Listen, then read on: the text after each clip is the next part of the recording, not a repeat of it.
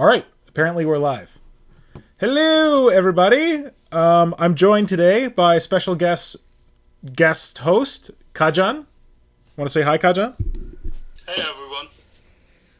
And you can see that in the chat we've already got Symbio Joe and Darth Bob joining us. Hi, dudes. Welcome to the chat. And welcome to this stream. Oh, Jade Finch Scene is here too. Hello from Utah. Hey, Jade Finch. Thanks for joining us. Yeah, on today's stream, because we're now through November, I'm planning to maybe do some work on the Gunbeast, so more Tyranid stuff. But I kind of wanted to do a little bit of a November review thing. Because I started this thing like on my own profile and also on the Warp Shadow profile. But then I've been mostly... Yeah? Just don't click on the hashtag in Twitter. Oh, why? Because it's... Oh, wait, on Twitter? Yeah, just don't. What's going on Twitter? I haven't even looked at it on Twitter. I've been posting on Twitter, but... Is it that bad? Yeah, it was a terrible hashtag for Twitter. Is it like some kind of porn thing? Now you make me think it's a porn thing. Yeah, it's a fetish thing. Oh, no. Oh, no! I should not be putting that on my posts. Well, thanks for warning me now, but I guess it's a little late. Yeah, okay, so if you don't ever look up November on Twitter. However, if you look up November on Instagram, it's like happy shiny stuff. Here, let me see. Watch it be like porn now. Please don't be porn. So yeah, if you look up the hashtag November on Instagram, it's actually a lot of food stuff. I when someone suggested this in the chat on one of our streams, and I kind of went like, oh yeah, that's a great idea, let's do it. I didn't. It's stupid because I work in social media, so I should have like gone and checked the hashtag, but I didn't go and check the hashtag. And there's all this cute food stuff that's supposed to be posted for November, but unfortunately, we took it over with hideous Tyranid stuff. So I'm very happy with all the hideous Tyranid stuff that everyone did to clutter up this beautiful hashtag that we've taken over. Someone else also did Nidvember yes. hashtag. So that would have been... yeah, that's probably the better hashtag. Oh, this looks promising. Oh, it's High Fleet Hyper. Okay. That is Flynnhammer, I think, who started the... is it two N's? Yeah, Flynnhammer started the Nidvember hashtag, which probably is a lot better hashtag, and likely we should just go with Nidvember if we do this again next year. Oh, I should say when we do this again next year. So Flynnhammer did some really cool stuff where he did retrospectives of old Tyranid models. So like this is his retrospective of like all the old Ripper models that there ever was. God, I love this spider guy. He's my favorite. Yeah. So Joe just discovered the November hashtag on Twitter. It says, well, another reason to never use Twitter. Yeah, I feel like Kajan and I are the only ones who like use Twitter of the people who are on the chat. Yeah, and like Kajan, you post all your sculpting work on Twitter. Do you not want to post it on Instagram? We've probably been over this. Is it like a Facebook thing? Yeah, it's a Facebook thing. I Facebook understand doesn't that. like my email address. Oh, that's weird. So Facebook has told you can't use their system. It's not. I assumed it was you being smart and being like, I don't want to give Facebook my information. That's another reason, but I would have done it to be part of the community. But when I tried to make my account, it told me, we don't like your email address. So I said, okay, fine. That's really strange. Oh, man. Anyway, yeah. Darth Bob is saying that Spider Ripper that we showed was the head that Marco Moloch used, I think, for his Talon Horror, and it's a really cool bit. And I've inspired by Moloch, I've wanted to do the same thing with that Ripper. It's the little Spider Ripper from the old Tyranid swarm or the old swarms. So there's the Spider Ripper in this video, and the thing standing to the left of it is called the Grabber Slasher, which is, I think it was supposed to be a proto-Lictor, but it was like really, really old and really small. But yeah, that Spider Ripper is really cool. I don't know if you're going to have any success finding it, because it's probably impossible to find on eBay, but who knows? Actually, if you ever want tips, I love this little guy with the tongue. who just went by, the little guy painting green there. If you ever want tips on hunting for classic Tyranids on eBay, you should reach out and talk to Flynn Hammer on Instagram, because as you can see from his collection, like if we go through his other posts, he's done these. That's first edition Ripper, what you are showing there. Yeah, that's what it, first edition Ripper. That's what it comes up as. So all of them. Yeah, that's true. Are the Ripper Swarm. Yeah, together they make up the Ripper Swarm. They basically, I think these were squigs or something as well. I think they served a double purpose. Like for orcs, they were squigs, or some of them were, and then for, like you can see the one beside the spider is like a very clear squig design. And then for Tyranids, these were like the members of the proto-Ripper Swarm in first edition.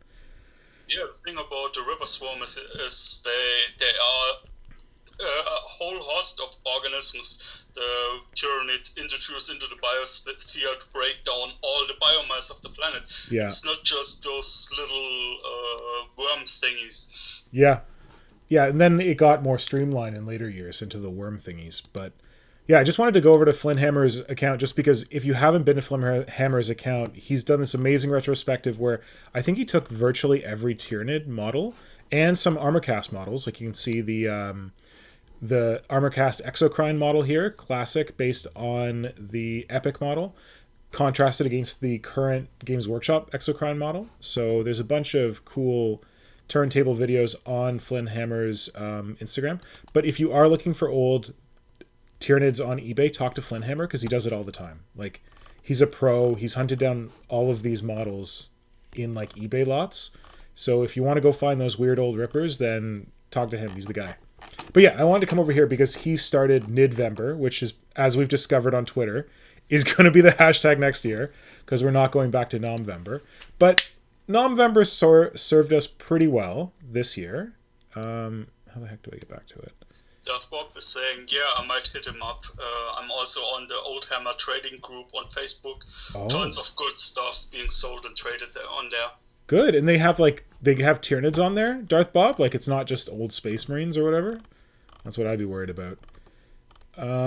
Yeah, so just like a quick review. Nomvember, thank you all for participating. It was really, really successful. And Kajan, thank you for bringing the love to Twitter as well. No problem. Yeah, and there's some... Whoa, I didn't even see this one. There's some really cool stuff that came up. Like this cute little Zoanthrope, which was a late edition for Nomvember, which I really like. But over on the Warp Shadow account, throughout the month, I was trying to profile the work that people were doing on Instagram for Nomvember. So I've got a pretty good rhythm on the Warp Shadow account. Every Monday, I would post a Nomvember post, and I would just go through and I would pick like the most recent 9 cool things that I liked from all the stuff that was posted under the Nomvember tag during that week. So this was the one I did for like the second last week of Nomvember. Ooh, I love the paint job on this guy. Let me just cut in here real quick. Yeah. Symbiote Joe said earlier that the Spider Ripper you showed looked a lot like the old oil squig. Old oil squig? I don't remember the oil squig. That was like something that... And Darth Bob replied to you, yeah, they have everything. If you're ever looking for old GSC stuff, Gene Stealer cool stuff, yeah. They pop up there every once in a while. Nice, that's good to know. Because every so often I feel guilty that I don't have old Gene Stealer cult models, and I go on a crazy eBay spree. So that's good to know. Hold on. This is... I've been... having quite the resistance to cutting up my old Space Quest box. I have a box from the 90s with Space Quest with all the old Space Quest stuff. Oh, nice. Does that have the like pewter Tyranid warriors? Oh no, it's all plastic, or? It's all plastic. Yeah. But it has the old the Chaos Warriors when they still look like Necrons with the old Dreadnought with the sleek design. Oh, nice! Everything. That's perfect. And I'm practicing a lot of restraint not to use it for some conversion. Because you want to keep it like mint in box new? it's not mint. I mean, I used to play with it as a teen. Oh, good. Okay, I'm glad you actually used it. Like a lot of people have like these things in their collections, but they're just like collector's items or whatever. No, this is not a collector's item. It's basically falling. The box itself is basically falling apart. Ah, okay. So you're trying to keep it in as intact a state as you can Yeah, currently. Nice. and Forest Sprite is here. Oh, hey, Forest Sprite, welcome. Forest Sprite, have you slayed that dragon yet? I keep wondering about that, but maybe we don't need to talk about that dragon yet. So yeah, November, the final roundup for November on November 30th. I want to do something a little different, so I reached out to different Tyranid artists on Instagram and got them to pick their favorite projects that were revealed over the month, and then I kind of cobbled it together into one post. So yeah, the first up was Flinhammer, who we were just talking about. I asked him to pick a project, and he picked all the stuff that Hive Fleet Hyper was doing during the month. If you've not seen Hive Fleet Hyper, he's got really crazy Dayglow Tyranids. I love this color scheme so much. And he just said that Flinhammer was commenting on his conversions and also his color scheme. So definitely check out Hive Fleet Hyper. I am slain. Oh, that's not good. We'll talk about that later. Next, we got our buddy from the chat, Darth Bob. So this is Darth Bob's Talent Horror, which was the creation that Hive Fleet Barghest? I don't know how to pronounce that. Hive Fleet Barghest. Oh, Jade Finch is saying, I don't use Instagram, so I miss out on a lot of what you're showing. Thank you. Oh, cool. Okay, well, I'm glad that this isn't just repetitive for people. Well, I haven't seen those either, so. Well, Jade Finch, I don't know. I can't remember if you're into Tyranids, but if you're into Tyranids, you can check the Warp Shadow account. You don't have to have an account. You can just go to Instagram/Warp Shadow, but I'm sure Instagram will try and make you get an account. But it's just where I kind of like try to grab cool Tyranids and share them with the community every day. Yeah, the problem with Instagram is if you scroll down after a certain point, it wants you to log in. It forces you to log in, right? I have seen that when I'm too lazy to log in, and I just like, I'll just look this thing up. But yeah, I don't. Instagram's not a perfect platform, but it's my favorite platform right now, just because it's mostly pictures and not a lot of like writing and copy and stuff like that. But they are getting kind of overwhelmed by ads. So if I had a better alternative, I might consider it. But yeah, so this is Darth Bob's Talent Horror that he's working on, which is coming along really nicely. The Talent Horror was a weird Tyranid creature that was created for this, I think, non-Games Workshop campaign. Was it called the Second Tyrannic War or something like that? And they created this custom beast, the Talent Horror. Hydra and Malak both converted versions of it, and it's really cool to see Darth Bob taking it on. So that was what Hive Fleet Barghest chose for his. And then next, I like it. yeah, it's coming along great, Bob. Keep it going. Let's see. So Jade Finch is Tyranids exclusively. That's good. Then you could just pop on to Instagram.com/warpshadow, and that's where I post the Tyranid hotness, just Tyranids. But you do have to, if you scroll down too far, they'll try and force you to log in. Hey, Blitz Mechanica, welcome. Yep. So Hive Madden, who is also a really prolific Tyranid creator on Instagram, chose, I can never pronounce this name, Protulit Tenebris Red Terror model. I love this model. This is like I love the face. Krogra. It's that Age of Sigmar corn thing that they put in the starter box an edition ago or something, and it's got like this weird like bony claw on its hand, but it looks like a face, and that's what he used there for the face. But it was really. The body is from the Neurotrope or Zoanthrope. Yeah, the top of the head there, and then I think the tail part is a flying hive tyrant. But yeah, this one turned out really nicely, and then he's got a Venomthrope Lash Whip as the tongue. Yeah, so I'm a big fan of this one, as was Hive Madden. Yeah, I like this one. not sure if I would call it a red terror, but I like it. My main issue with red terror conversions is always they're supposed to be a Ravna. Yes, they're like a very large Ravner, but when you think about it, if the thing is supposed to be like eating things whole, I kind of want it to be larger than a Ravner. So, like I think some people interpret a red tear as a Ravner, and some people interpret red tear as a Trigon. And I feel like I would go more Trigon. That I would like probably a Moloch, the one that actually eats things.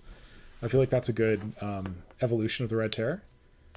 But yeah, if I would completely redesign the lore behind it, I would make it a Trigon. Now that we have yes, Trigon. yes. But since the red terror predates that, and they say it's a special kind of Ravna, that's why when I designed mine, I wanted it to have chopping blades so it can hack stuff into pieces. Yep, that's a good call.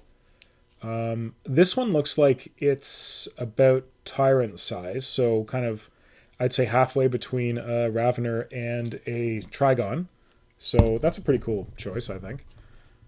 It's for reproducing. Bob says he abandoned his project for the month to work on his patriarch. He just sent me I just saw a shot of his patriarch. It's really cool. He's combining the legs and tail of a, God, I don't know if it's a patriarch or a broodlord. I always get them confused. And then on top it's Katakros or whatever, the guy from the Osiark Bone Rapers. Like the leader dude with the cape and with the shield and with the spear. And then he's got a special head. Is it from Cromlech? Darth Bob? I can't remember. It's really cool. I'm really digging it so far. So worth abandoning the Talon Horror for, I guess, but just don't abandon it for too long, because that would be sad. Jonas Malhan just joined us. Oh, that's Brother Pink. And he says, hey, instead of Nidvember, why not Xenovember? Oh, that's really cute, actually. I like that. I like Xenovember. Because that could be Tyranids, but it could also be Xenos. Or it could also be like Xenomorphs. Symbio Joe says, am I the only one who's not a fan of named Tyranids? Symbio Joe, early on, I was not crazy about named Tyranids. I thought it was a bit goofy, but I don't know. The idea's grown on me. And less as a special character or something like that, and more as a weird mutant strain that kind of manifests in a bunch of different forces, but for some reason or another it only manifests once. I don't know. I like anything that gives the Tyranids more biodiversity, and I feel like named Tyranids give you a little bit more biodiversity. How do you feel about them, Kajan? I agree with you on that, on the biodiversity. I never look at them as special characters. I see them as a special variant the hive mind produced for a specific purpose, and he produced that in this vein, and the people on the planet named that Tyranid that name, and that's why it has a special name, and that's why it's special. But that's also why I don't like it. That's why I want my red terror to look like an ordinary Ravna that's just mutated. Yeah. And it's kind of I feel like, as you mentioned that, and you mentioned people on the planet naming these things, it kind of harkens back to the original kind of names for Tyranids, that you had a screamer killer, you had a grabber slasher, you had a hunter slayer, I think was the other one. So those are more, they seem more I don't know, random names that humans would give to these things when they didn't really understand them. I kind of For me, that's how Tyranids are supposed to be. Tyranids don't give themselves names. Exactly. And I think with the Hierophant, Trigon, all that stuff, that seems like the kind of stuffy, Latinate-inspired names that the Imperium is foisting upon them. But I like the idea of a planet's native inhabitants naming this thing as, man, that's that screamy thing that killed a bunch of our people. Let's call it a screamer killer. Yeah, I fully agree. But let's see, how do people feel in the chat? Blitz Mechanica, you're working on Old One Eye. How do you feel about named Tyranids? Jonas Malhand, Darth Bob, who else? Jade Finch, Forest Sprite, if you want to weigh in. How do you feel about the idea of named Tyranids? Symbio Joe's saying he's not loving them so much. So how do all of you feel? Please comment in the chat. Okay, so that was number 4 from Hive Madden. So Hannibal Lictor, he's done some really cool conversions. He chose this flying speaking of Xenovember, this is from Cujo721, and Cujo721's Tyranid Swarm is heavily influenced by the Xenomorph. So they have taken that concept and spread it across the various Tyranid organisms. And I feel like I don't love xenomorph Tyranids because sometimes people just take a big xenomorph head and they just put it on a normal Tyranid. But I really like that it feels like Cujo's doing a bit more than just like slapping a xenomorph head on a normal Tyranid. That they're really taking the xenomorph design style and making a bunch of cool Tyranids that adhere to it. So Hannibal Lictor chose this Harpy, Hive Crone. I don't know which one it is. Harpy, I guess. Harpy. Yeah, and he has 2 guns. Right, and he's commenting on like the amazing green stuff job on the tail and the head, and I would have to agree. And I even like that you got a little bonus shot of the Broodlord in there because he's looking fly. All right, we got some responses. What are people saying? Xenomorph conversions are always prominent on Reddit. People, almost every other week, someone asks for either a paint scheme or how to do the conversion, where to get bits. Oh my god! Which is also why the new Gale Force 9 has now announced a new Alien board game, and they also commented on my comment that they want to sell them separately, and there will be. It's going to be a sprue with 4 xenomorphs on it in parts, so Kit Bash friendly. Oh, that's pretty cool. There was a long, like in the distant mists of time, there was someone named John Paulson, and he had a company called Paulson Games, and he did some Mech Warrior type stuff, but he also did some kind of like quasi Games Workshop. Back in the day, you know how we were talking about like third-party casters and stuff like that? He was maybe in the category of third-party casters. And he wanted me to do a xenomorph head and a xenomorph tail for him to sell on his site as for him to cast them and sell them for conversion bits. But unfortunately, we never finished the project. And apparently that ship has sailed because now Gale Force 9 is into that game. There's a website where they have a guide how to do the xenomorph head in green stuff.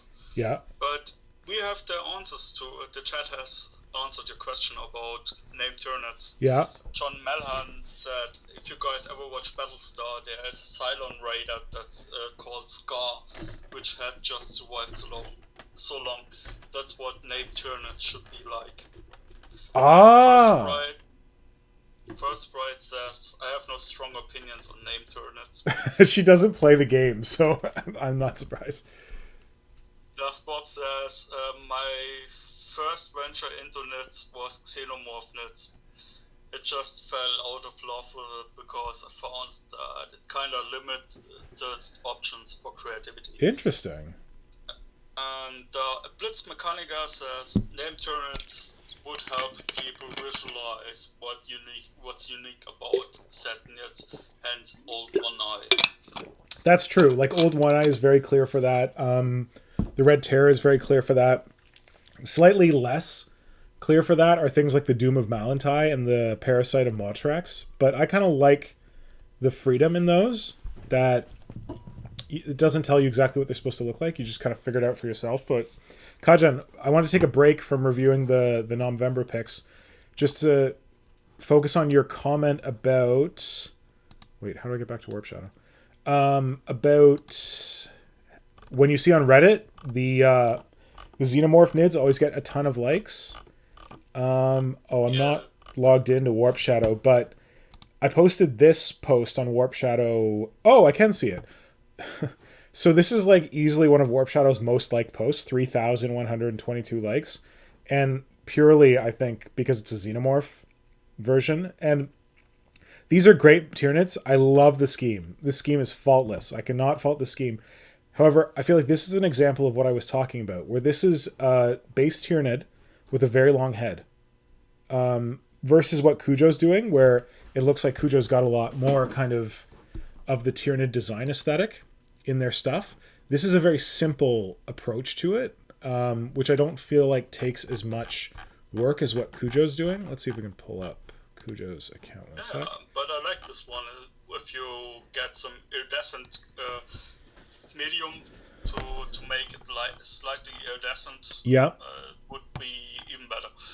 So, for example, Cujo's got some really awesome simple conversions. So Cujo's got a old school Hormigaunt that they just kind of puttied over the front of the face, because let's face it, the old school Hormigaunt is a xenomorph. Added some like chimneys on the back, which is good. But then if you look at Cujo's like full force, they've pulled in, I feel, a lot more of the xenomorph stuff. Like there are some, like the Gene Stealers are mostly just heads and tails, but the tail's a nice touch.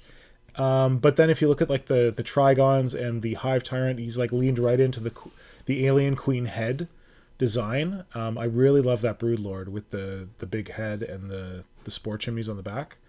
So yeah, and even the paint scheme. I think that Cujo really nailed the paint scheme for these guys. Yeah, I agree. Let's see if I can get a shot where you can see the green stuff work. So yeah, it's not a terribly difficult conversion, but it's effective. Okay, sorry. I'll stop focusing on Cujo, go back to the review stuff. Does Bob at Protoss had an Alien vs Predator game for a while? Yeah, what happened to that? Because they used a bunch of art that they weren't licensed to use,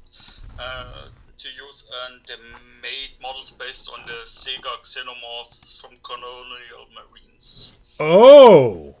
That is an interesting pitfall. I didn't know that could happen, that you have the IP and then you're like, we're just going to make 1,000 things. And they're like, no. Interesting. And I think Tim Klein did the best version of the Xenomorph nits with his Alien nits. Surprise, his site is still up. Oh, Alien Knits. I remember that site. Yep. I think Malak featured that on highfleetmalak.com as well. Yeah, the Alien Knit site. He has the, I believe he is the one who has the guide how to sculpt the Xenomorph head. Ah, I see. Gotcha. Okay. Sorry, I should get through this thing. So that was Cujo. And then Protulit Tenebris, the artist who did that Red Terror that we just looked at, nominated, I think it's Ivispo, just for this gaunt, which is not like a fancy conversion or anything, but Protulit Tenebris was just commenting on everyone gets excited about big beasts, the complex conversions, but this is simply a fantastic paint job on a basic gaunt. I like it because they have managed to paint a Geiger-esque pattern on the flesh, as well as a striking color scheme. I don't think I have the eyesight or patience to do this. So I would definitely agree with that. And I just think this is a really beautiful gaunt. Like, even down to the, if you look at the carapace plates on the back, they're so beautifully blended. When I do carapace plates, I just put lines on top of lines, and it kind of looks like a blend, but these ones really look blended, and there's a number of different colors in there. He put a really nice feathering on there. Looks like he used a lot of glazes. Yeah, and I like that the gun even looks like it's glowing a bit, like kind of lava-y, reddy, orangey. So yeah, I think there are good guides on YouTube how to do a plasma effect, and he basically used that. Yeah, it works really well. So I hadn't even really seen this gaunt, so I was really glad that Protulit grabbed this one. Next, Craftsman Jojo. Craftsman Jojo is a creative nutcase as far as I'm concerned. I have to say one last thing about that last picture. Yeah. I don't like that he didn't paint the eye of the weapon symbiont. Oh, well, he did, but he chose it to be like the same plasma color of the like vascular tissue. You want that to be an actual eye? I have a thing for weapon symbionts. if they have an eye, I think they should have a pupil of some That's kind. interesting. I don't see those as eyes when I paint those weapons. I just see them as vascular tissue. So Well, that's I'm old school like that. For me, those are animals in their own right, and they are if they should be painted accordingly and treated accordingly. This is kind of my crude have to have for fingers and toes. I gotcha. Yeah, I can understand that. That's cool. I think that's a cool thing to do. Like, because then it leans further into that idea that the weapon symbiotes are supposed to be animals or like creatures of their own right that have been grafted onto the Tyranids. So that really leans into that, which is cool. That's also why I do redo most of the melee weapons to be part of the body instead of held implements Yes, and yes. weapons. Jonas Malhan says, "Drill your barrels, pupil your flesh bore eyes." I like that. Yep. Yes, he is on the money with that. Yeah. Okay. So next, Darth Bob, I think or somebody already commented. Wilhelm Miniatures stuff is incredible. So I'm a big fan of Wilhelm Miniatures. A long time ago, Wilhelm Miniatures made some Gene Stealer cult conversions. I'm gonna see if I can pull them up, but he's so prolific that I might never be able to find them. They have this narrative campaign thing that they were doing, and they created all these really cool Gene Stealer cult. Sorry, please bear with me. All these Gene Stealer cult mutants and like acolytes and stuff like that for this setting that they had created, and I can't remember what the setting's called. God, oh wait, is this? Nestorian Infestation. So that was the name of the setting that they were doing it, and you can see there's all kinds of grim, dark, Gene Stealer stuff that they created for that. But I think, sorry, my Instagram is being selectively helpful. I feel like it might be one of Wilhelm Miniatures' like first ever miniatures. This crazy Carnifex that he made, but oh, maybe he reviewed it here. Like check out. He's got these like weird, distorted human Gene Stealer patriarch mutants that they're really freaking cool. Anyway, so I was really excited when he said that he was thinking of participating in Nidvember, and he came up with this kind of fleshy Tyrant Guard, part fleshy monstrosity, part Tyrant Guard inspired monstrosity. And yeah, I was loving this thing, and as did Craftsman Jojo. So yeah, and I like that spider thing you just showed. oh yeah, that's one of his older models, but you should like I don't know. I guess you can't log into Instagram, so you can't see his stuff without trying to pull your hair out. But he's got some really cool. He leans more into the a lot of Gene Stealer cult stuff. It's like either human or it's Gene Stealer, but his Gene Stealer cult stuff is very much look like humans that have been distorted and mutated by Tyranids, but have still retained their human parts. Well, technically, there is in the lore of the Gene Stealer cult is a Nurgle-infested Gene Stealer cult. Oh, this that he created for Nidvember looks like it could be something like that. But if you look closely at this, reminds me of that.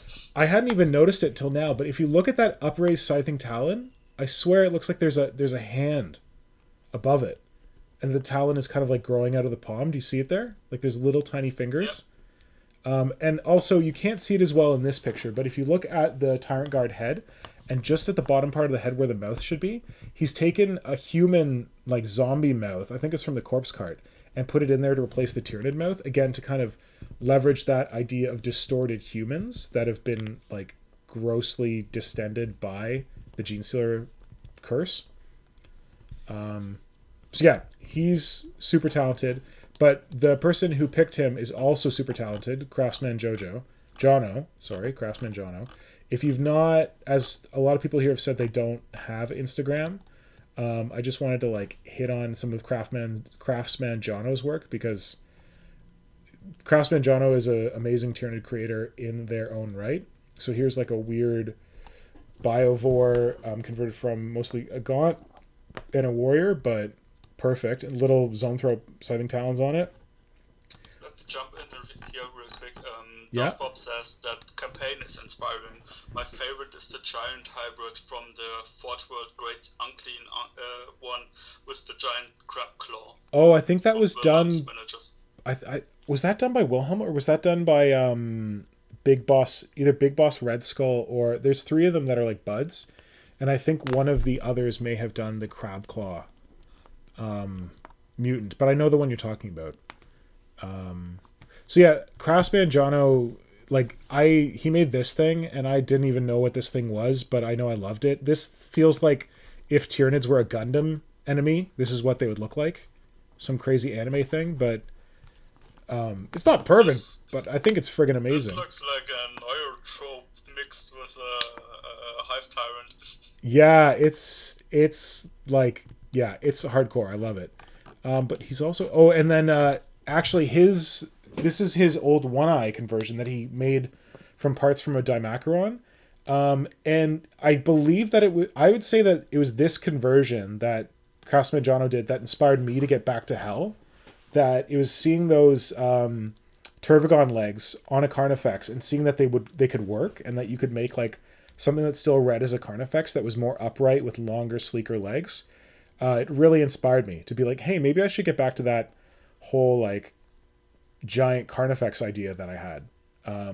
So yeah, he has been super inspiring for me. And then one last thing before I move on. Oh, here's another cute Zoanthrope thing. How do you love this? Sorry, but yeah, he makes really, really, well, I shouldn't say he, I think it's a he. They make really, really cool stuff, and their paint scheme is really interesting. Like they incorporate gold with black and white, and it's just, I don't know, it's some really, really cool stuff. These are some of the coolest Tyranids I've seen. Anyway, Craftsman Jono was not being featured, but I just wanted to mention him because in case you haven't seen their work, this is one of my favorites. This big upright Carnifex with these creepy black beady eye things and a very kind of fleshy tone to these guys. Oh, there's an even better picture. So yeah, Craftsman Jono, really cool work. And they didn't get to finish something for November. I think this was pre-November. And then, but on like the day after or the last day or something, they posted this kind of gang of, I think like he calls it meat, or they call it meat cult for Necromunda.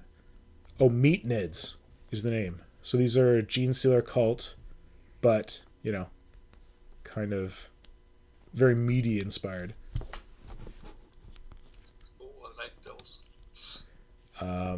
Oh, Blitz Mechanica says looks like a flood combat form. Yeah, I feel like. Yeah, he said that about the other one we showed, the Nurgle thing, mutant thing. Yeah. Oh yeah. Okay. Pupil, your flesh. Okay, yeah. Let's see. Anyone else say anything? No. Love the cone head formed from Devourers. Yeah, there's a lot of really cool stuff. Craftsman Jono. Cannot recommend them highly enough. So yeah, Wilhelm Miniatures and Craftsman Jono are both super duper artists. And then the next was a pick from Storyboard Guy.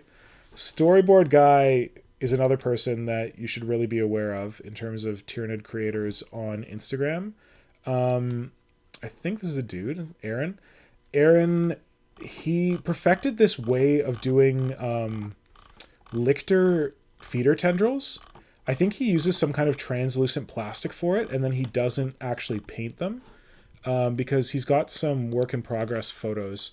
I'll just pull one up now, and it's really neat because he's got this kind of pinky whitey fleshy material for the tendrils coming out of the Lictor's mouth, but it's translucent, so if you shine a light through it, you can actually, it looks kind of like it's glowing, or it looks even more fleshy.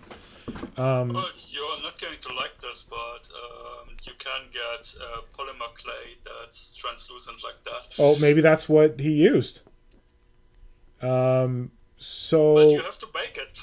Well, if it was just the tendrils, I might be able to make that work. Oh, he says Plastimake.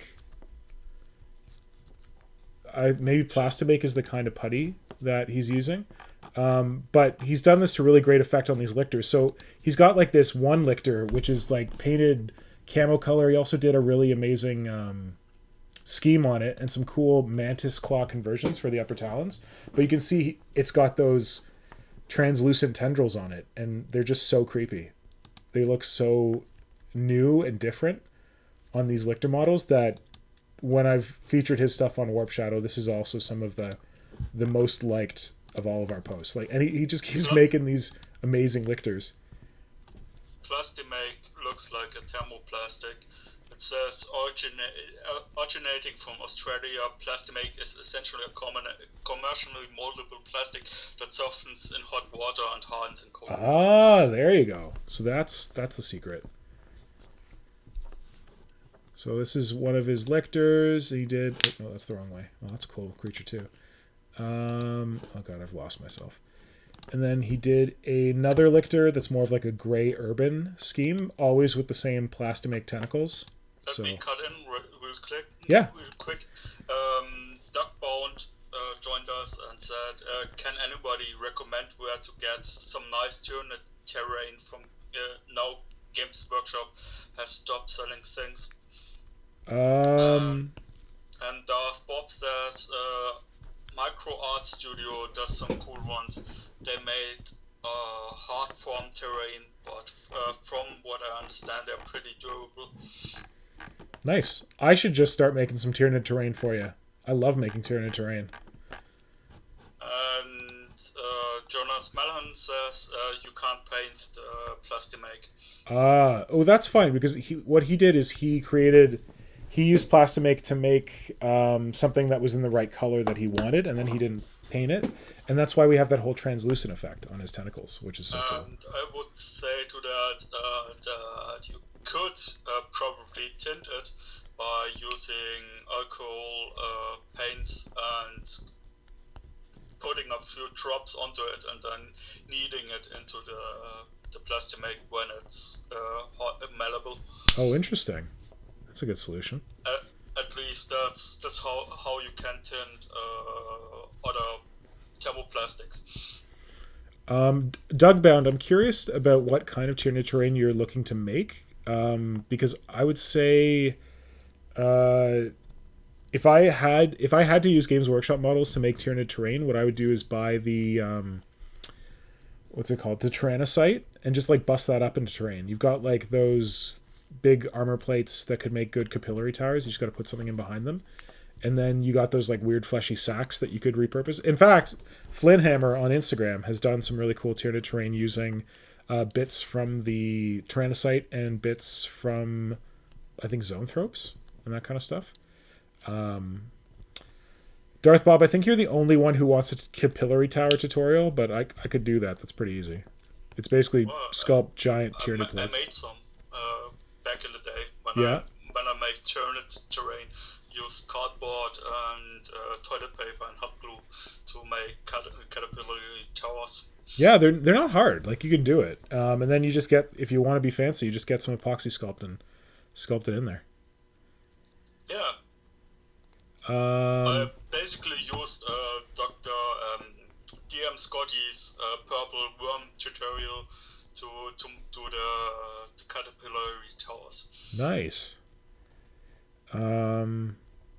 And okay, so sorry, I got sidetracked by Storyboard Guy. So Storyboard Guy picked for his feature for November Eric Philippa. Just saying, he's a man after his own heart. He does that organically distinct yet completely unified paint scheme perfectly. A hint of grimdark. This little force is just joyful to look at. Color blends and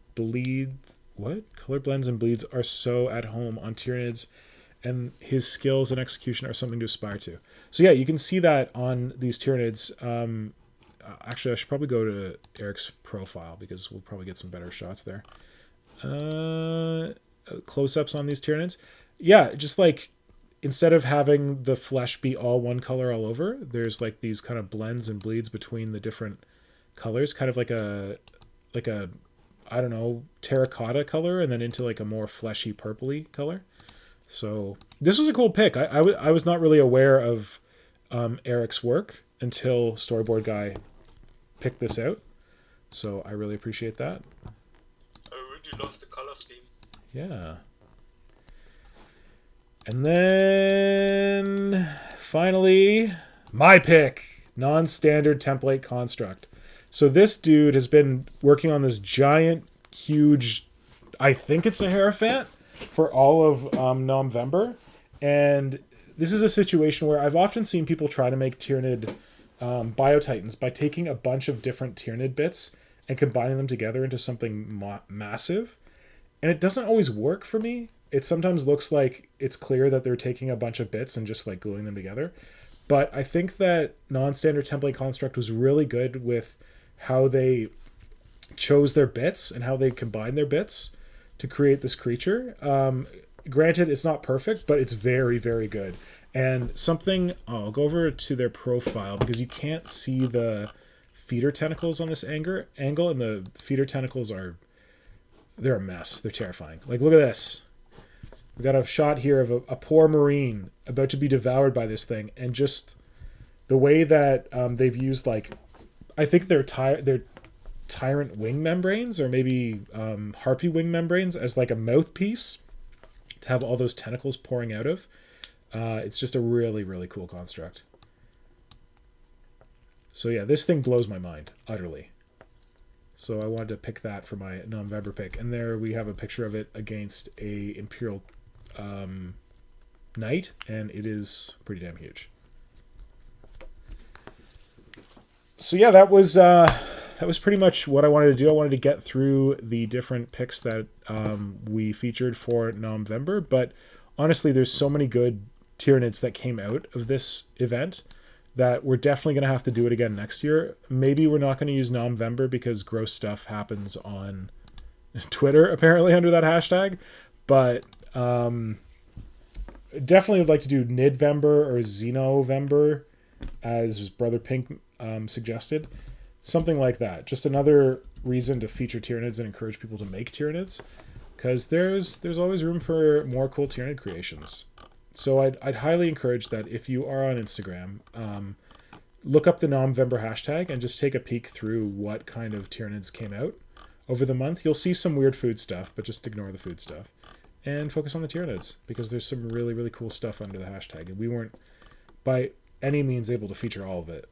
So yeah, have a peek. Hope you enjoy it. Oh man, this was made by a friend of mine. Roloff, are you talking about the giant Hierophant thing? Because that's freaking amazing. All right, I guess I should probably try and do some work. Yeah, Jonas Mellon asks if you're going to do any hobby. Well, maybe, but you know, we had to talk about November, and I don't know if I have really fancy. To be honest, the sculpting that I wanted to do today was I wanted to get some more work done on the Gunbeast, but as you can see from my video when it comes back, the Gunbeast is getting pretty damn near finished. So the work that I do have to do on it is mostly. Oh, I'm going to adjust this. Let's see if this works. Is mostly. Jonas also complains that nobody made a dig gun, so he couldn't submit his favorite. Oh my god, Jonas, there's probably a dick gun there. You just got to look a little harder. Yeah, so this is not a dick gun. This is a big honkin' Tyrannifex stand-in, the Gunbeast that I've been working on for months now. And I just really need to get this thing done and off my back. So I've found that when I start assembling things, that's when I start to really take them seriously and kind of like make progress on them and get moving. So I decided that I needed to slap this thing together and just start filling in the gaps wherever there are gaps. Yeah, so it's getting pretty near done. I'm getting pretty happy with it. But I just got to do some like filler work, and I have like because it's supposed to latch onto the ground, I have like a little latching tailpiece that I need to attach underneath. And I don't feel like it's very interesting sculpting to watch, but I guess we can just keep chatting random hobby shit while I do not interesting sculpting. The most interesting stuff are the uninteresting things, because nobody shows them. Well, you say that, but we shall see. Oh yeah, here's the guy's head, which we did on stream one time and everyone loved. Oh, it doesn't stay in very well. and I figure I should leave it off till I paint it. Chat is approving of your Gunbeast. Who is? Chat. Chat. All of them. Oh, gotcha. Nice. So yeah, it's coming together. It's a pretty big honkin' behemoth of a Gunbeast, and it was the best revenge that I could take on a crappy China cast Tyrannifex that I thought I was getting a good deal on. And Symbiote Joe says procrastinators unite tomorrow. Hey, I'm definitely that. I'm definitely one of those. So yeah, if you're interested in scale, so there's the Gunbeast with the head that won't stay in. Come on, you can do this. Goddamn. One moment. So, here's the Gunbeast with the head that won't stay in. Oh, what the hell? Stay. And here's our lovely lady that we've been working on of late, Hell. So, Hell is slightly taller than the Gunbeast, but not by a whole heck of a lot. Is this? No, that is not very bright. But I gotta say, the two of them look good together. They could be pals. Yes. There we go. Yeah, so this is pretty getting close to done. Like in terms of stuff I still have to do, I want to have like a tail on it so it can anchor itself when it's firing. So I've put that together from like a venom cannon and some gene sealer claws. I'm going to stick that on the end of the tail, like it's about to grab down. And then I have to... What do I have to do? I gotta... This carapace here is pretty good, but I gotta like clean up this carapace here because it's kind of a mess. Where it covers over these like... Shouldn't the tail a little bit be a bit more chunky if that tail is supposed to hold it down when it's firing? Well, it's not just the tail, right? It's like a bunch of different things. So it's got like these bracing elements on its feet, and it's got like its big kind of like stompy feet. And then it's got a big chunky claws on the front that hold it down. And like I figured it could even... I didn't... With the alignment of the spore chimneys versus the gun, I kind of envisioned that while the gun was firing, these things would be kind of like off-gassing or something like that, and that could be kind of like a balancing force against it. But yeah, it's not just the tail that's holding it down. Tom Wilson asks if this is for a commission. No, this is for myself. That I just wanted to make a cool Gunbeast, and I wanted to find a way to get more out of this China cast model that I didn't realize was a China cast model when I bought it, and I'd been kind of resenting it for a while, so I figured this was a way of like kind of taking it back for myself. And Symbiote Joe says it's definitely ready to destroy Tokyo. Yes, that is probably the best praise that I could hope for. Thus Bob says the head reminds him of the monsters from A Quiet Place. Oh, interesting. I've gotten a lot of... people have given me a lot of Demigorgon from Stranger Things. They say that it reminds them of that. But The Quiet Place, that's another good point. Yeah, because I forgot they had those heads that open up. Yeah, but it's really supposed to be just this massive sensory organ with all these like eyes and like scent pits, and even the tongue is kind of like questing out and sensing for more sensory input. So got some... Jonas Mellon says... replies to Symbiote Joe only if Rona doesn't destroy Tokyo first. Yeah. Blitz Mechanica wants to know what's the size of the squares on your mat, and I think that should be a centimeter. I think so. They're half an inch actually.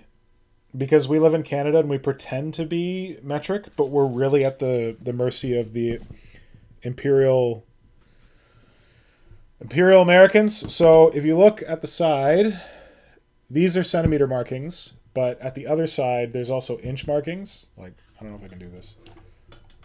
Over here, we've got inches, so it looks like they're half an inch. But they're close to a centimeter, but I think they're half an inch, unfortunately.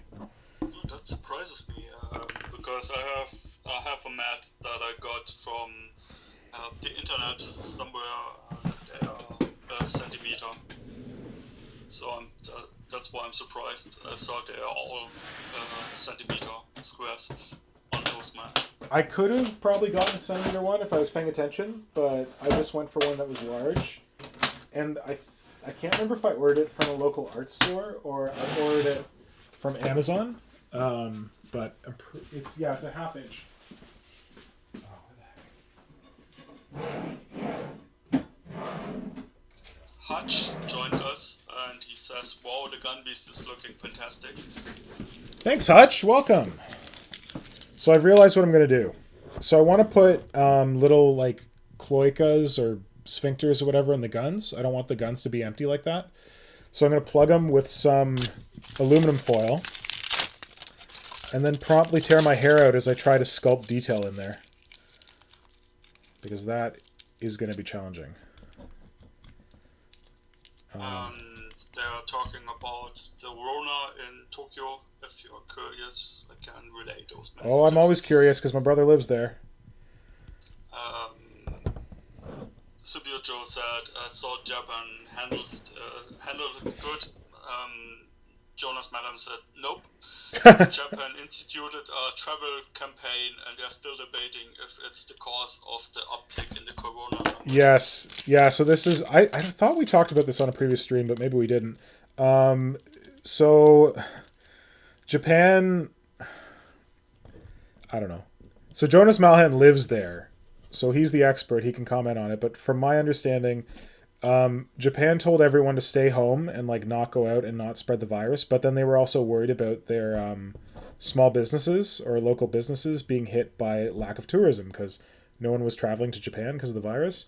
So they created these things called Go To Eat and Go To Travel, and they were basically like encouraging people to go out to restaurants and to travel around Japan, which if you know anything about how coronavirus spreads, it's through people moving from one area to another and taking it with them and congregating in indoor settings like restaurants. So they created this disastrous program. Well, I don't know, but disastrous. Like it was probably successful for what they wanted to do, i.e. promote business, but disastrous in the sense that it could well have helped to spread the virus. Yeah, it's the same thing over here. So. Oh yeah, they're doing that in Germany? Well, we went into a hard lockdown, shut everything down, and we had it under control.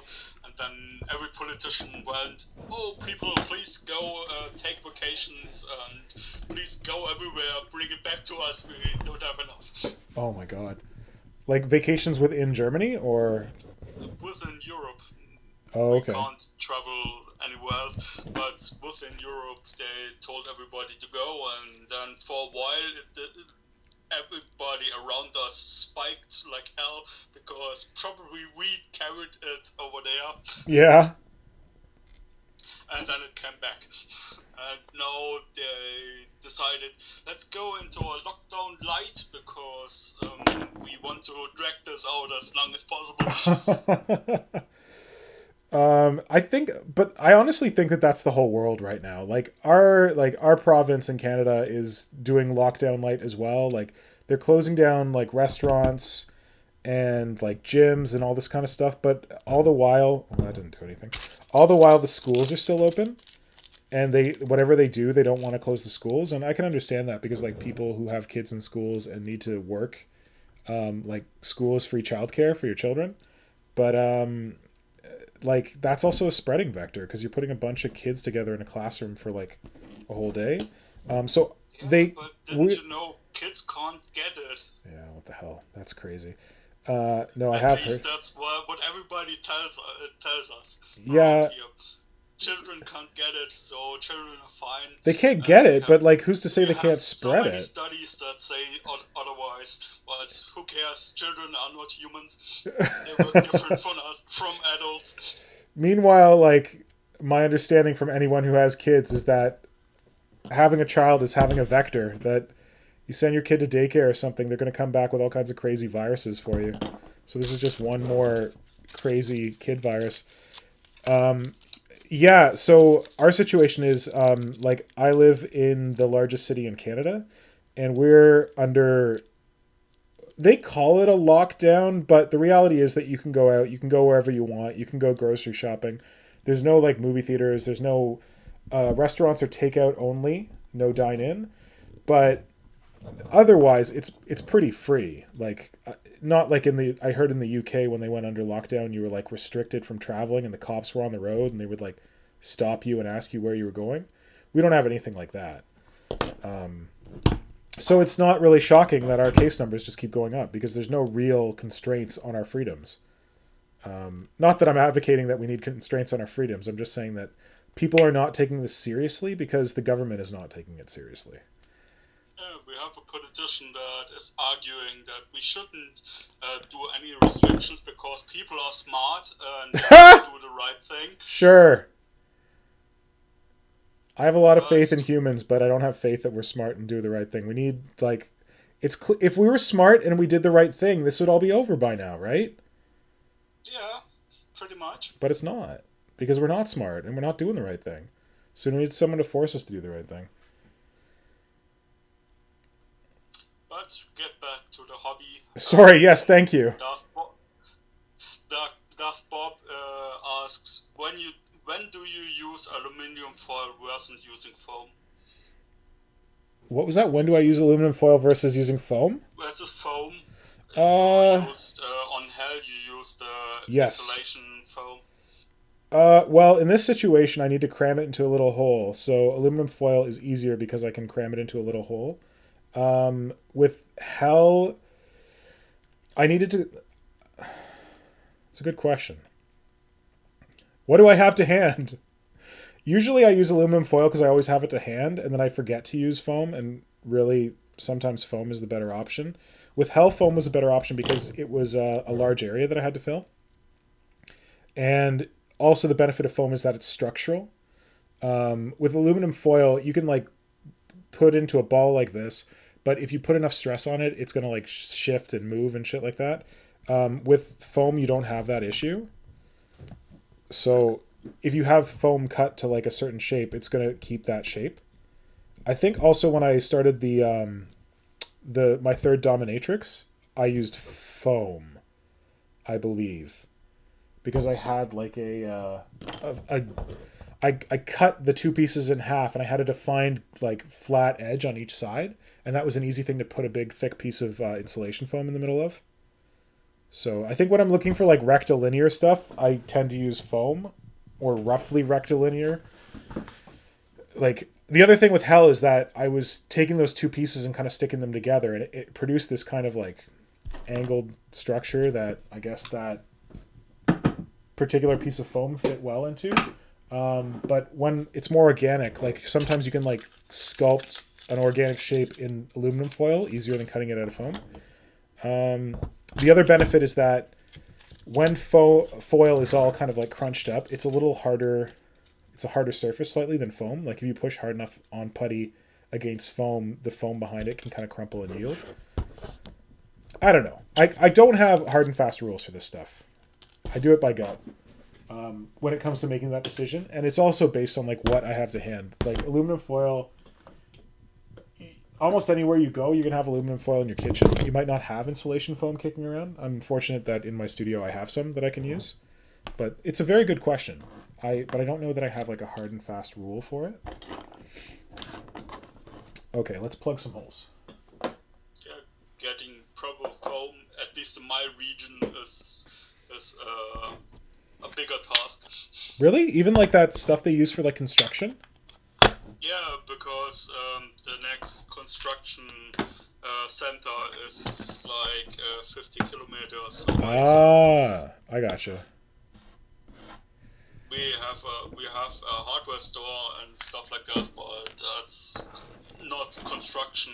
It's more DIY stuff and garden and these things. So they don't have the isolation foam plates. Oh, I see. Okay.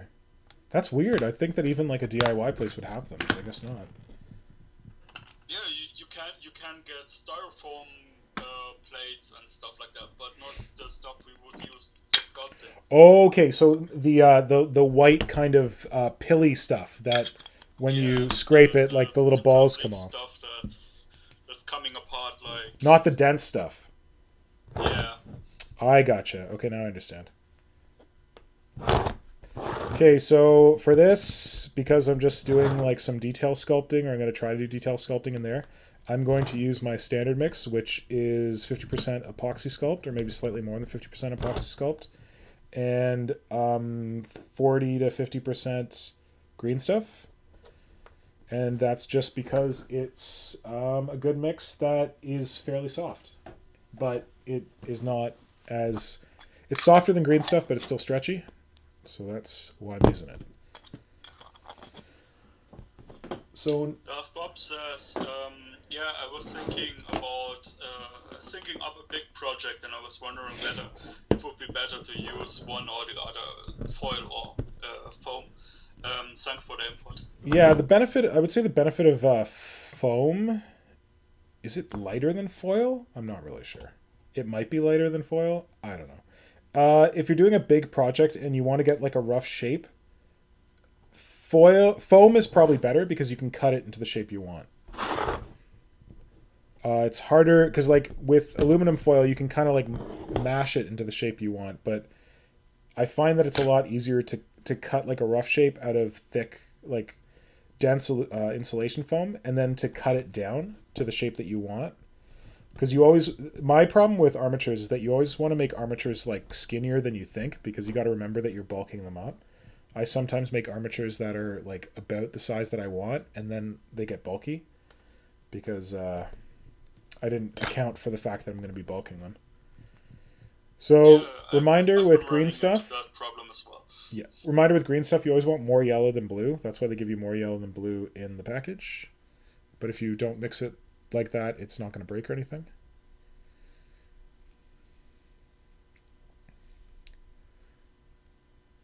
People talking about COVID stuff, it looks like. Yeah, still talking a little bit about COVID and the US situation with COVID and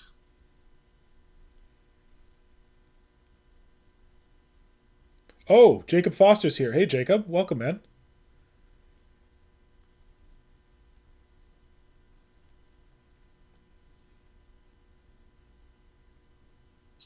they're also talking about what to call aluminium foil. If anybody is calling it tin foil, because it has no tin in it. Oh, I think we called it tinfoil when I was a kid.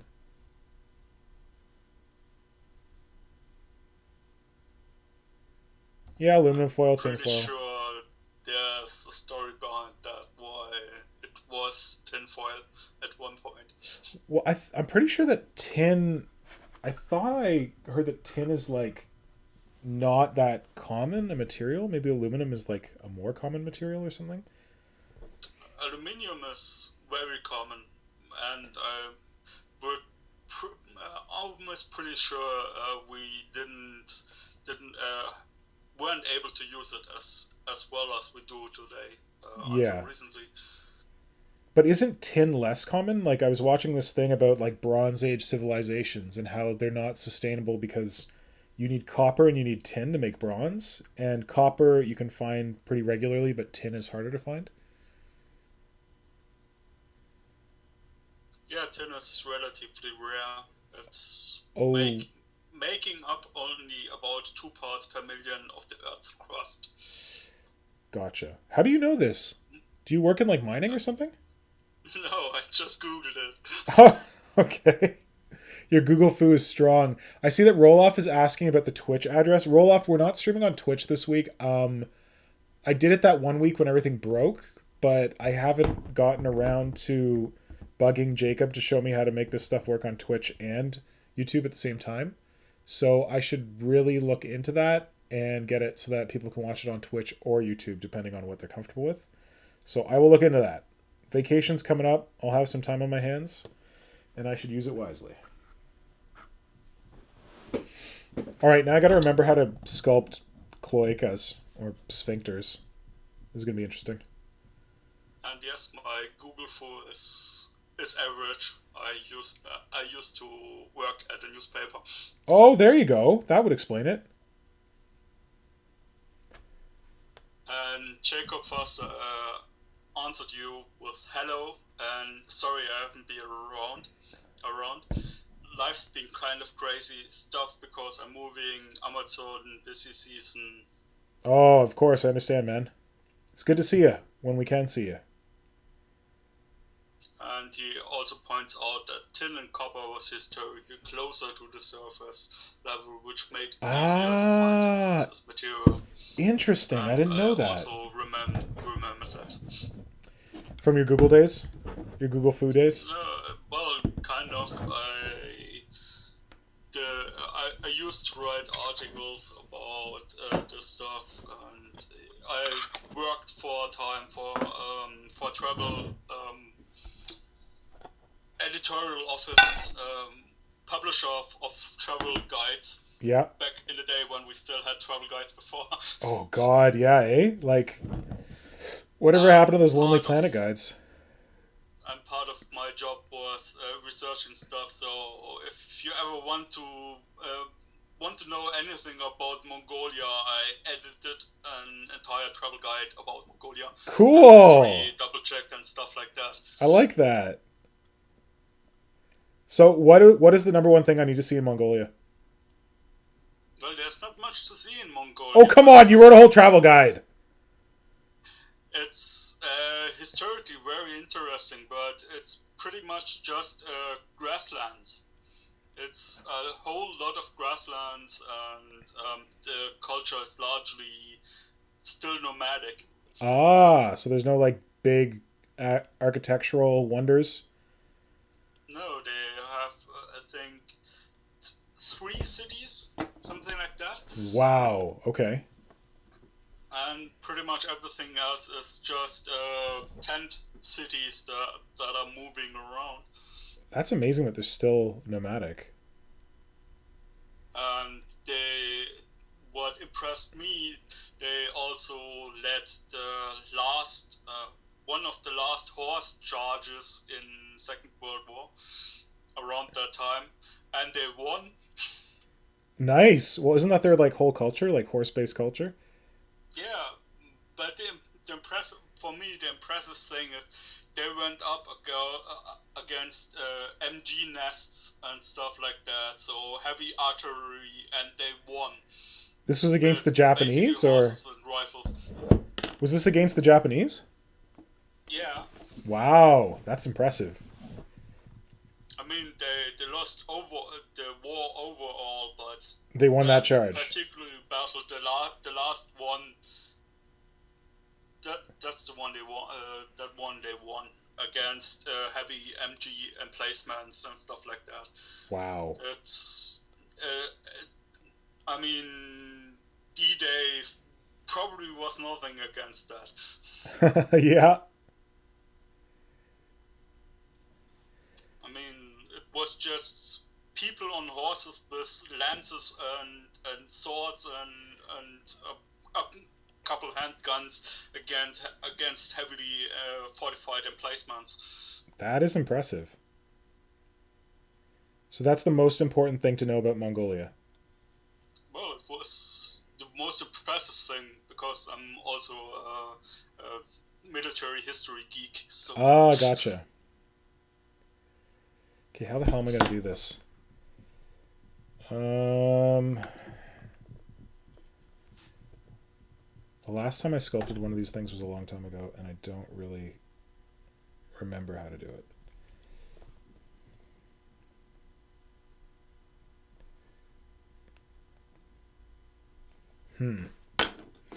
James Mahout says, damn, that's a lot of green stuff.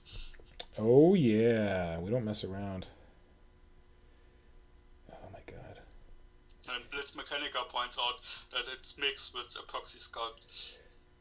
So, who wants to be the person to volunteer to look up cloaca or sphincter for me on Google?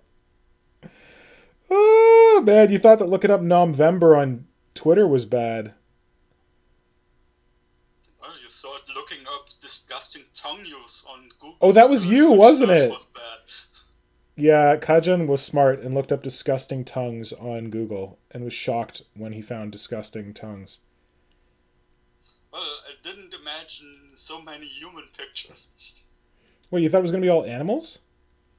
Yeah, I wanted to see animal tongues. I want when I decided for my red terror, I wanted it to have a really long tongue that's going to fold in when it's closing its rib cage again, Yeah. and so it had to be on of a particular size, and I wanted it to be a little bit on the disgusting side. So let's look for some pictures for reference. A little bit on the disgusting side. So, my friend, you underestimated how disgusting the internet can be, is what it sounds like. Entirely. I didn't expect so many human pictures about tongue diseases, and well, even when I told Google don't show me human pictures, it still only showed me human pictures. It's like, okay, no faces, but here are some tongues.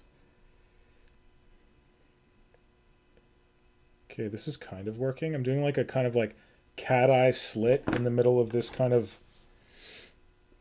membraney structure I came up with. I'm gonna close it. Blitz Mechanica gives some good advice. If you go and Google sphincters, do it in the incognito tab. Yes. You don't want your friends / the authorities to know what you're doing. And Jacob Foster says humans don't have cloacas. So you're not going to see any human cloacas if I want to look that up. I don't know. I think I'm overthinking this. I think this is probably fine. Here, I'll give you a closer look. Olaf, the white stuff he has on his hand is Nivea cream. Roloff, how do you not know that, buddy? How do you make amazing fruit without knowing about Nivea cream? Come on, buddy. You got to get the Nivea. It's for lubricating your tools. It's so good. Okay, let's see if we can do this. Can you see that? Oh, God, it's not really that exciting, is it? I'm trying to show you my attempt at a cloaca or a sphincter, but it's not. It just looks like a slit, really.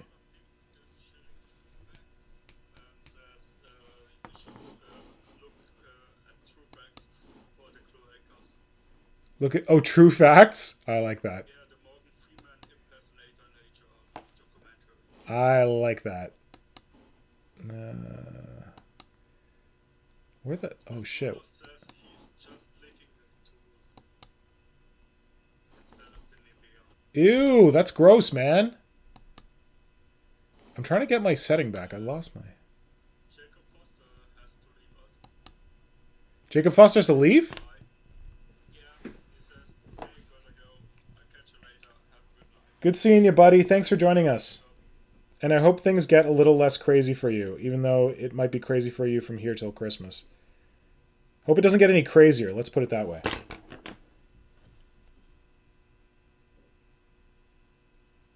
Blitz Mechanica says he doesn't use the cream because he's licking his tools. Ew, you guys are so nasty. What is wrong with you? It puts the cream on its tools. It puts the cream on its tools or gets the hose. It's very simple. Oh, I like this a little better. Silvio Joe says, see Frank 1, he recently made a video about tongues. Kajan, you got really quiet. I'm going to try and take you off speaker and put you back on and see if that fixes it. One sec. Can you hear me? Yeah, I can hear you. Okay, I'm going to try putting you back on speaker. One sec. I love how people talking about cloacas is getting blocked. Jacob Foster says, "Don't. Oh my God, don't lick your tools. Holy shit, that got blocked." And Tom Wilson says, "In fairness, wait, where's Tom Wilson's comment? In fairness, a cloaca is just a slit on the outside." Apparently, okay. Try speaking again, Kajan. Why are you so quiet? That's really weird. It didn't change anything. Oh, I know what I'll do. I'll do the thing that Brother Pink hated. I'll put you on super speaker mode. Ta-dang! Let's see if this works. Okay, try speaking. Say something again. No, I'm hearing nothing anymore. Oh, now you're voice of God mode. Let me know if you get too much feedback or something. Can you hear me?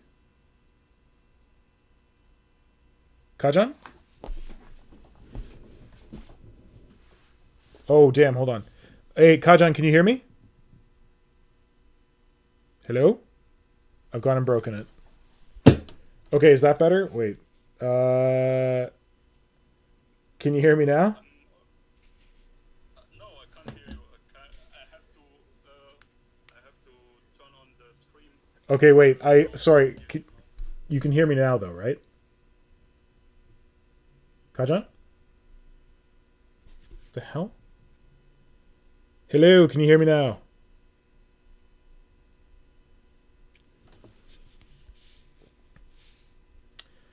Breaking the stream, it's what I do. Breaking the stream, my favorite pastime. Can you hear me now, sir? Hear you now. Okay, I think we fixed it. Sorry about that. I tried to get fancy and I broke it. Don't get fancy. Just stick with the standards. So, after all our gross cloaca slit talk, which got blocked by YouTube, I think I figured this out. And Dvorlov says, pretty sure green stuff isn't toxic. Not sure about epoxy sculpt as I've not used it, and I am pretty sure green stuff is toxic. Yes, I would agree. Green stuff is epoxy. I don't think you're supposed to be eating epoxy. Also, I once got a tube of green stuff, and it said "Warning: Cancer" on the back of it.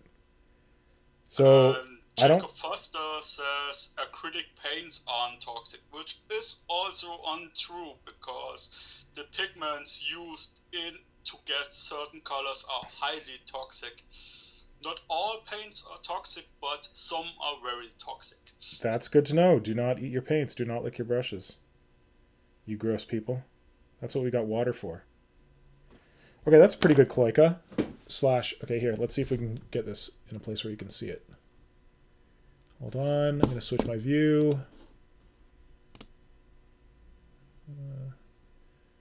Okay, so I did kind of a slit thing in the middle, and then I went around with my ball burnisher to do kind of like some stretched membrane around the outside of that slit.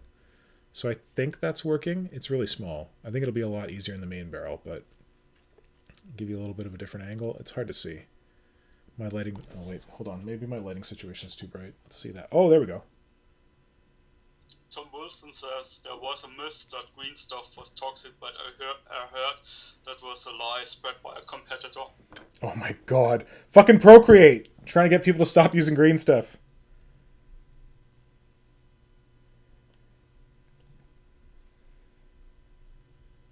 Well, I can at least say as much that I notice it on my hands when I'm using a lot of green stuff. So does it react? Sure, it's not good. Like, do you get like a rash or something? No, I don't get a full-on rash, but I'm noticing some reddening and. Yeah, I have gloves that I should be using when I'm mixing epoxy. I don't love using them, but I really should do it. I hate it as well, so I never do it. So, but yeah, like I would advocate using gloves. Again, do as I say, not as I do, because it's not like we're not talking Play-Doh here. This isn't the kind of stuff you give your kids to play with. So, it might not be like toxic, like gonna kill you, but I'm pretty sure you shouldn't be eating it. And I'm just saying he watched a video of a guy on YouTube mixing it by chewing it. Ew! I've heard of that. That's the grossest. That's so bad. Please don't ever do that. Oh, ugh. That guy's not gonna have a good life. Because if he already had the idea of chewing his green stuff to mix it, you got to know he's chewing other things to mix them. much. I have no idea how you even get that idea. You're good at bad ideas. That's how you get that idea. You're like, you know what? I don't think I've taken my life into my own hands today. I'm going to go chew on this random thing to mix it together because I'm too lazy to do it with my hands. Well, like, if you're using tools, you're not touching the green stuff that much anyway. Like, you're just kind of transferring it to the model and then poking it around with the tools, which is good. But, yeah, I'd probably advocate, like, getting some reusable gloves. I wouldn't recommend using disposable gloves because that's horrible for the planet. But if you get, like, some reusable gloves, like I have latex dish gloves, I think. The kind of rubber gloves that you'd have to wash dishes. I use those when I remember. When mixing my green stuff. And they're pretty effective. The problem I'm having with using gloves is it sticks to the glove and just feels weird when you try to mix it with a glove on. You got to get the gloves really wet. That's what I do. Like I got my water here and I dip my fingers in it when I'm mixing green stuff. I'll do the same thing with the glove. Like I'll dip the glove in there to moisten it so that it doesn't stick that much. And Wolof comments about the guy that chewed the green stuff. Someone told him to eat his greens. Oh no! Gross. And Darth Bob says, I don't think even Games Workshop uses gloves in their videos for green stuff tutorial. I'm pretty sure they would advocate mixing with bare hands if it was toxic. At least by skin contact. I don't remember the last time I saw Games Workshop mix green stuff in a video. I don't believe that actually happens. But that they have videos where they show mixing green stuff. You know, if you want to take your health advice from Games Workshop, you go right ahead. But if you wouldn't like handle epoxy glue, you know, like the 2-part glue that comes in the tubes. If you wouldn't handle that and you'd use gloves if you were handling that, I think maybe use gloves when you're handling the putty as well. You don't have to. Your choice, your body. But, like, I figure it's probably a good idea. I mean, it's not going to hurt you to use gloves. Let's put it that way. It just might be safer. So maybe I should start using gloves in my videos. Blitz wants to know if anybody is going to get the Games Workshop Christmas exclusive miniature this year.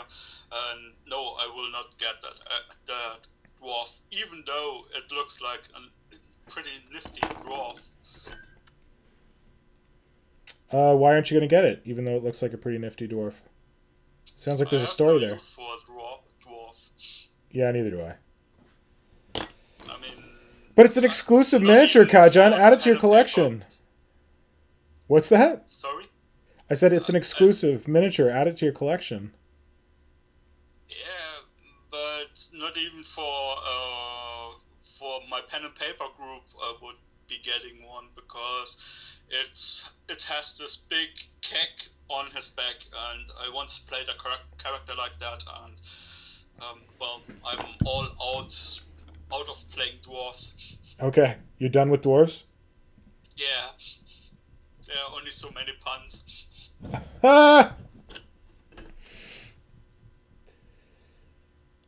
Yeah, I don't think I'm getting it. Blitz, are you getting it? You want to get a fancy dwarf keg dude? Hutch comments on the Games Workshop stuff. Games Workshop should advocate the safety of their products by taking a shot of whatever paint they are. Yeah, I'm sure that blue stuff, the nihil oxide or whatever, is real good for you. Yeah, I can imagine. Of course.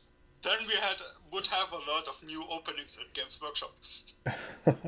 But do you remember in the Games Workshop painting videos, do they ever lick their brushes? I don't know. I can't picture Duncan licking a brush. I feel like he's too proper. I know he's not their painting guy anymore, but is he even working at Games Workshop anymore? No, he's not. But he's the one I think of when I think of Games Workshop painting videos. Yeah, because Darian started this YouTube channel, and he was told by Games Workshop to stop his YouTube channel and stop making painting guides. Yeah, but that's still And up. His YouTube channel's still up. That was like last year, and it was supposed to go down, and it never went down. yeah, I'm grateful for that because his guides are amazing. But I was shocked to see Duncan make a channel, and suddenly Duncan's channel is popping up in my recommendation. Well, it's because he left Games why Workshop. That's like his own. That's his own thing now. Yeah, I imagine he saw the success, and then he decided to, okay, if he is not going his own way, I'm going my own way. Well, what he probably did is he probably said, "Hey guys, this is super successful. I want some more money." And they're like, "Huh, more money, you say? Funny. Why don't we pay you in miniatures?" And he was like, "No, I'd really prefer more money." I'm assuming that's probably why they split ways. Yeah, probably as well. Oh, sorry, I've got this on the wrong setting. That might work better. There we go.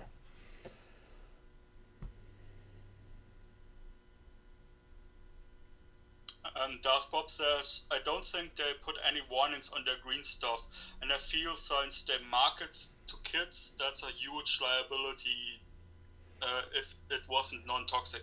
And I would say I haven't seen an original green stuff product from Games Workshop in a while. The tape? I know this. They used to sell it, but if you go to the website, I went recently to their website, looked for green stuff, and they only have the liquid green stuff now. Really? You couldn't find tape green stuff? No, I didn't. That's shocking. That's too bad. Like 2 weeks ago, something like that. Damn, that's surprising to me. Like, I would never tell someone to buy like green stuff in tape form from Games Workshop, but I always thought they were still going to sell it. Hopefully, it's just like a temporary, like, oh my god, this is starting to look a bit. Me neither, but I had a conversation with someone about Netatite Duro, and I told them that if they get it from the original website, they get like a 90 centimeter strip, and for $15, and it was a lot cheaper than if they would get the Games Workshop stuff. So I went to the Games Workshop site, looked for the green stuff, and couldn't find it because I wanted them to compare to it. give them the example. Yeah, good point. So in the end, I had to use the Army Painter box of green stuff as comparison, where you get like 20 centimeters for $10. So you pay like half of it, half of the money, as compared if you go to the original manufacturer. Yeah, well, I used to buy all my green stuff on eBay because I could get it in like the large tapes. But now I have like a local retailer that sells it, so that's where I go to get my green stuff in tube form. But yeah, like Gale Force 9 sells it, like you said, Netatite Duro sells it. There's a lot of options out there now. Yeah, Netatite sells the stuff in tubes, so that's always a great thing. I'm stressing. Okay, let's see about chat. Yep. Sorry. Blitz Mechanica says, I'm thinking about it, but I want to get the keg off his back. Maybe I can cut it off. About the exclusive miniature. Yeah, it should be easy to cut off. It's plastic. And Roloff says, I met Duncan at an event. I didn't know who he was. Huh? Is that because you don't watch Games Workshop painting videos? Because Roloff plays like competitively. Is it Warcry or is it Warhammer Underworlds? I can't remember. I can't remember. I think it was Underworld. And Symbiote Joe says, no, they don't lick their brush, they twist the brush to keep it pointy. Games Workshop in their videos. Yeah, that's what I thought. Okay. These are coming out a little better than I thought. Let's see if I can get you a good look at them. One sec. Extreme close up. At first it was remarkably... Mechanica says looks like and he censored it, and then he said Eye of Sauron. At first it looked like an Eye of Sauron, but I've modified it slightly. I don't think it's as much like an Eye of Sauron anymore. There's some really harsh shadows here. Let's see if I can fix that. 1 sec. Adjust my lighting switch. No, I don't know if that's any better.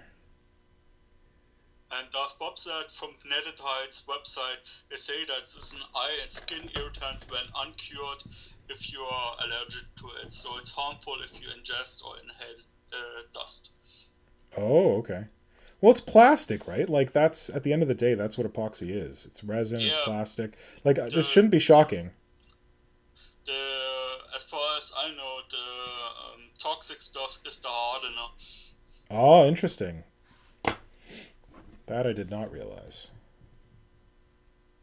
As far as I remember, how epoxy putty works is you have the plastic stuff and then you add the hardener to it, and the chemical reaction causes the plastic again. Oh, so, okay. And the hardener is the toxic stuff, so you can't get around having a non-toxic epoxy putty. Which is the hardener in green stuff? Do you know? Is it the blue? It's the yellow stuff. Oh, really? Okay. I think I'm not entirely sure. It's I know in Milliput it's the yellow. Okay. And I assume it's the same for the sticky one of both. Yeah, that's yellow. It's the sticky one.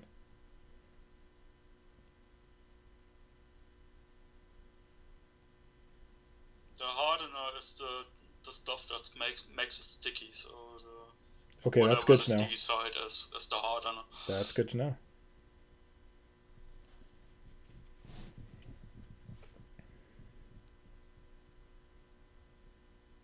Okay, this is the part where I ruin my other cloacas.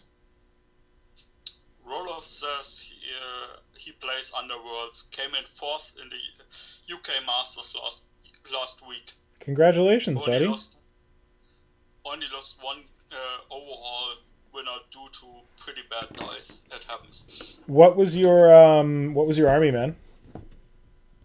What gang or squad or whatever did you play in that tourney? Tom Wilson says, looks like the brain bug mouth from Starship Troopers.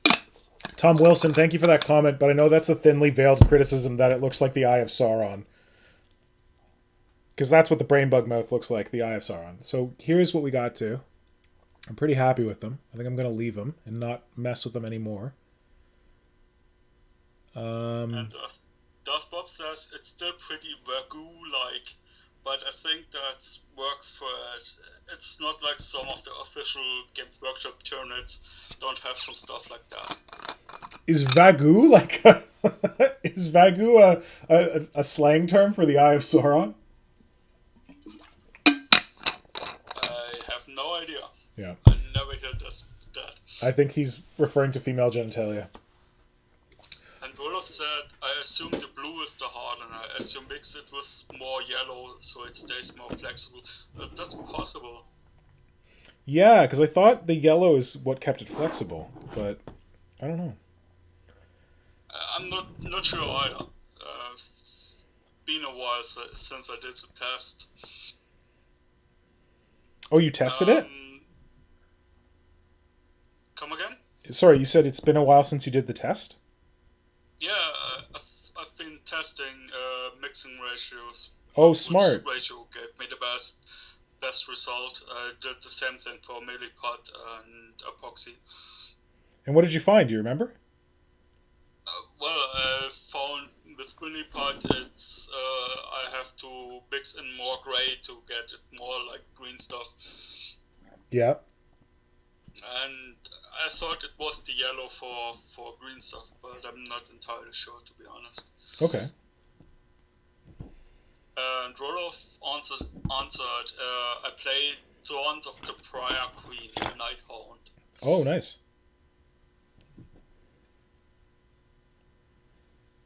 Oh, shit.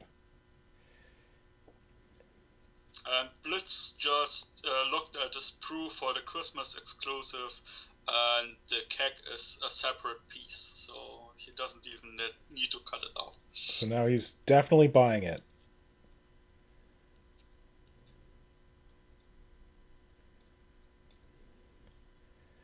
Colin Duffy joined us, and he says, really, what would Tyranids be without psychosexual imagery?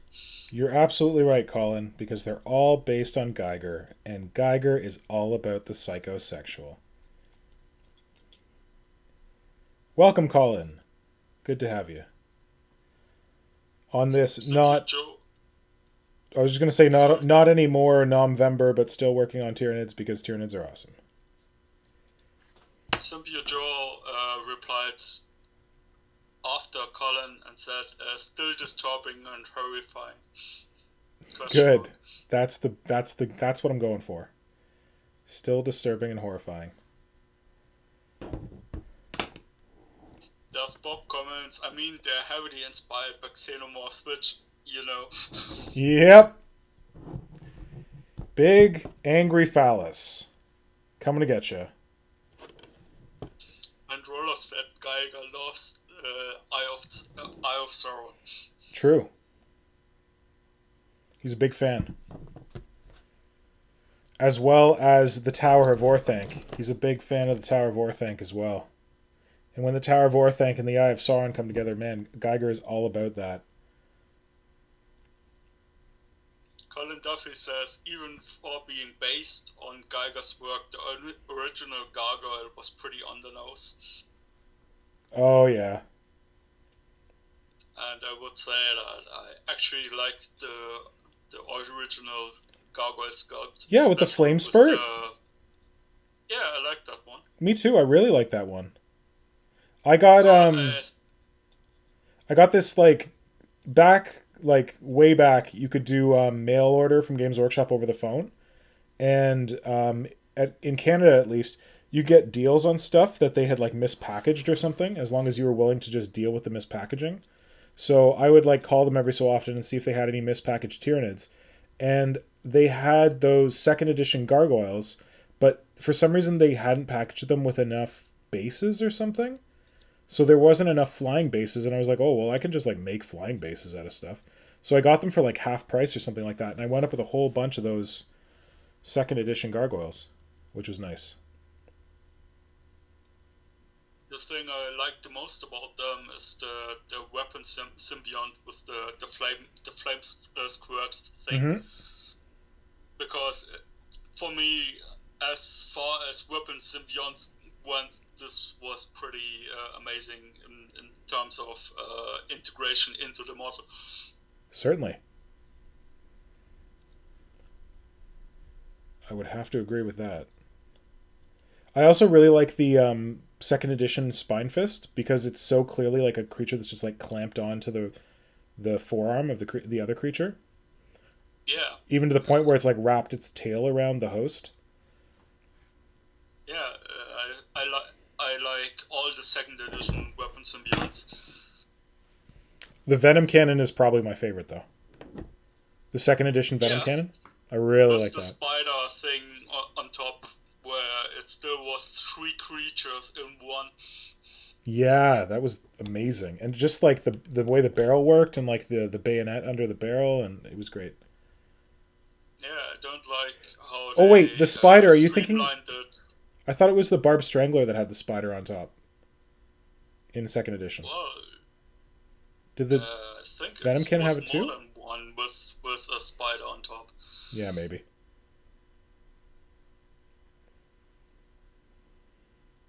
Right now I'm just gap filling in terms of sculpting. I'm not doing anything terribly exciting. I'm just seeing gaps where I need to put a little more putty on this guy. Roloff said, interesting that Christmas Dwarf isn't Joseph Buckman.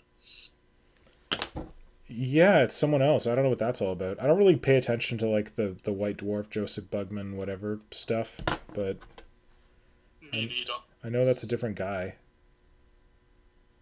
I used to read White Dwarf back in the 90s, but yeah, me too. Back when it had all those cool articles about converting scenery and stuff like that. Yeah, and the really amazing narrative battle reports. Yep. Yeah, every so often I'll buy a white dwarf and I'm always disappointed. I'm always like, yeah, I'm not really interested enough of this to make it worth the cost. Oh, there's another channel on YouTube. It's a painting studio. They have a monthly video where they go through the white dwarf, and when I see something in that that could be interesting, I buy it. Oh, that's a good idea. That's a really good idea.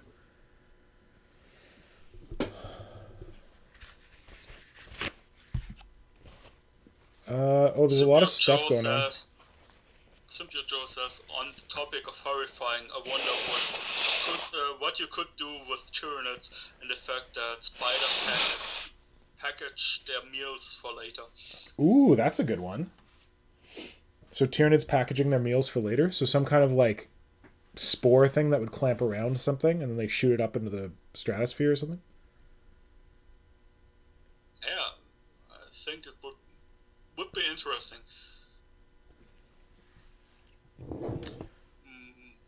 Stuff I don't know about shooting it up into the stratosphere. I would rather say carry it back to the brood pool. Yep, good point. He also said the saddest moment of 3rd edition was when the flamer went away because hot split. Yeah, I agree. And became hot split. Tyranid flamers were fun. I thoroughly enjoyed them. Roloff says Games Workshop staff members used to be able to order single parts via mail order and pay for them by weight of the piece. Oh, that's cool. Well, we used to be able to do bits order ourselves. We could order pewter miniatures or pewter bits, but I think they were like priced. Like, I don't know that it was by weight. I think it was just by like, or maybe it was priced by weight and I just never realized. But I love that. I love doing bits order. That's where I got that spider ripper from before it went out of print. I really don't understand why Games Workshop isn't selling bits. Because they'd have to break their own sprues. Because it's all plastic now. And that's like, I think the reason they canceled the bits order was because that was a lot of logistics for probably not a lot of money. Like, if you think about having to like manage all that stuff. Wanna bet that you could go into any Games Workshop store, pick out a 14-year-old that wants to start an army and tell him, back there I have a box of bits, you cut them up and you go home with that pack, with that box of units. True, that could work, but I think it's some kind of like, I don't know. If you think about it, following that profile, it encourages people to only buy the pieces that they need and to use existing models that they already have to complete the unit, which doesn't seem like a sound business proposition from a Games Workshop perspective. If they can sell you a whole box or just sell you like, oh, you need a plasma rifle? Well, these guys have a plasma rifle. Why don't you buy these guys? Versus like, oh, I can sell you just this plasma rifle for $3 or $5. Yeah, it's sad, so, but from a business they perspective. Encourage the third-party market. True. That's a good point. People that's selling those bits for them instead of having that money for themselves. You're right. And I think, honestly, it's just them. There are those third-party people, and like those of us who need to buy those bits or want to buy those bits, we know how to find them. But for a new person getting into the hobby, I think it would be very different. They might not even know that third-party bit sellers are out there, so they may never stumble across them. Whereas like Games Workshop, if they advertised bits sales in store, then those people would absolutely know about them. Versus someone gets in store, they buy Games Workshop product, and then they're told, if you want this specific thing, you got to buy another box.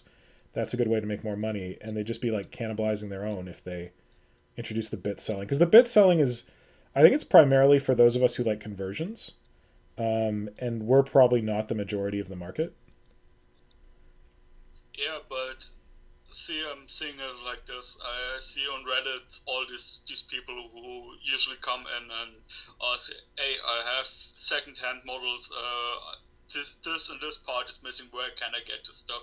And they get told you can do this, or someone comes in, what do I do with the rest of my models, and they get conversion tips and stuff like that. So the people that want to mess with bits and pieces will find avenues to find absolutely, third-party sellers. I fully agree. But I don't think that Games Workshop wants to encourage it. It's a business opportunity for Games Workshop. Yeah, I don't think they're in that business. Like, I don't think they want to encourage that. I think they'd rather just stick to selling people full kits. Yeah, which is why I think they're going further and further away from the kits and more towards those no glue, single pose, monopose models and stuff like that. Yeah. Although everyone gets mad about monopose. We've had monopose for a long time. Like, even like multi-part models, they only have a limited number of poses. They're nowhere near as posable as they used to be. So I think that even when people like rage against monopose and then they wait for like the multi-part kit to come out, the multi-part kit is still monopose. You know what I mean? Yeah, I know what you mean.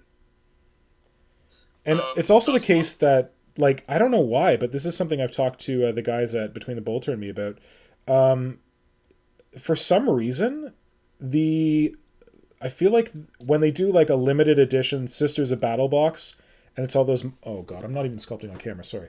It's all those like monopose models, and then they come out with the multi-pose kit. It's sometimes the case, or it feels like it's often the case lately, the monopose poses are better than what you can achieve with the multi-part model. Have you found that? Like, I know you don't do Marines and stuff, but depends on the model. I have to say, I've been looking into finding Primaris model. Yeah. Lately, and I've been looking through the sprues on their website, and I found not many where I would say, okay, I can use this model and cut it apart. You mean from the monopose ones? Or... Yeah, from the character models and from the stuff. So I'm not sure if there are that many of them. Yeah. But I have to say I'm pretty new at this, so especially when it comes to Space Marines. Yeah, good point. So Kajan, I wanted to ask you, how come you do so much scratch sculpting in your stuff on Twitter? Like, what has motivated you to do so much scratch sculpting rather than like converting from existing models? It's mostly a cost thing. Yeah. I mean, if I had more boxes, the thing is, I've started. I've been playing for a while. I never did much kit bashing or stuff like that. I mean, easy kit bash stuff. That sort of stuff I did, but never started with sculpting and stuff like that. And then COVID hit, and I had a lot of extra time, and I said to myself, it's about time you go ahead and start with the custom kill team you wanted to start, and yeah, well, nice. And here I am. Good. So okay. I'm pretty new at this everything. Yeah. Well, I'm glad you're trying it. Yeah, but in comparison with all you guys, I'm... Don't compare. Terrible. Don't compare. It's not. There's no joy in comparing. Like, we've got different experience than you do. The important thing is that you're trying to get there, and that you're working on it now. So I'd say focus on that. Don't focus on comparison. Yeah, and that's why I'm doing a lot of scratch stuff, and also to get better at it. Yep. And I have to say. That is the way to get better. You got to do it if you're going to get better. So that makes a lot of sense. How are you finding it? Sorry? How are you finding it? Like, is it challenging? Is it rewarding? Is it frustrating? I'm having fun doing it. Good. But it's very challenging to get to the point where I would say what I have in my head and how I imagine it and how it's coming out. Are all aligned?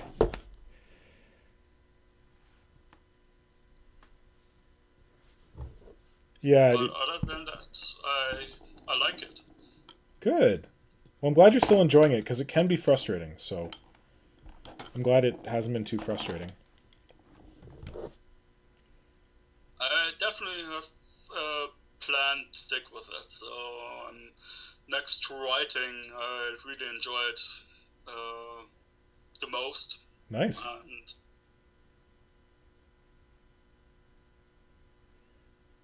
But I want to get a lot better at it. Yeah. To be honest. Sure. Well, honestly, it's practice. Like, I know that might sound obvious or it might sound like a truism or something, but you just got to do it.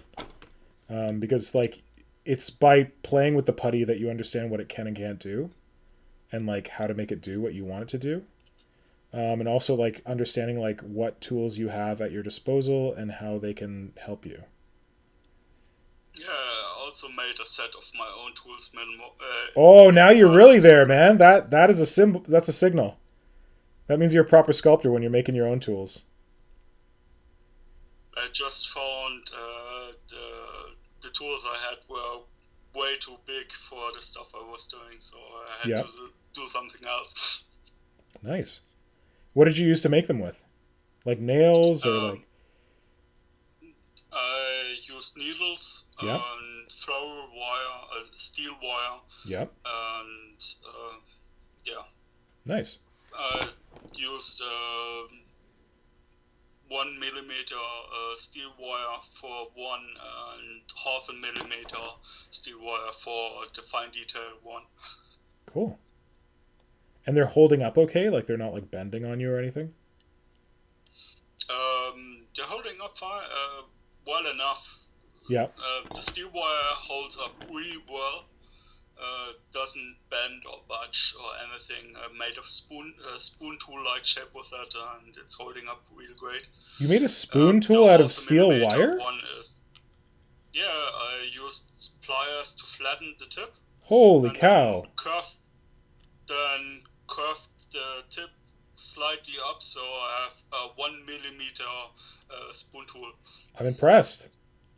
And then sanded everything down so it's really smooth and well.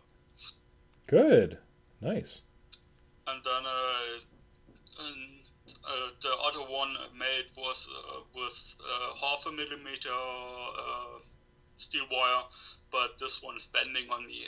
It's working for lines, but it doesn't work as scraper or something like that. Gotcha. All right, I'm realizing I'm going to have to call the stream soon because I'm getting close to pumpkin time. I got to wrap up before 9 p.m. But Kajan, thank you so much for coming on. Sure thing. To chat and to talk sculpting and to help out with the stream and to help out with the comments. Thank you to everyone who showed up for the stream, and thank you for putting up with my initial bit about November. I hope people found that interesting. Yeah. I did, at least. Good. Yeah, because there were so many cool things that came out, so I just wanted to like take some time to recognize those artists and share with, now that I know that some of the people on the stream don't actually use Instagram or don't follow on Instagram. That's good that I was able to share that stuff with you folks, because there's a lot of cool stuff on there that you might not have seen. But yeah, I got a little bit of sculpting done, which I'm happy with. I'm very happy with the cloacas, Eye of Sauron, whatever we're calling them. Right now I'm trying to like sculpt in some weird like tube structures, just like filling in space, connecting up with other bits on the gun. I'm not loving these so much, but maybe I'll cover them over in other stuff. But whatever. Getting the job done. Roloff has a final question for you. Yeah? Can you do 2D art? I've been trying some 2D paintings, but I find working in 3D much easier. I do like preliminary sketches of miniatures sometimes to try and get ideas out of my head and like kind of record them before I lose them. But I don't do that much 2D art myself. Like I do photography. I don't know if that counts.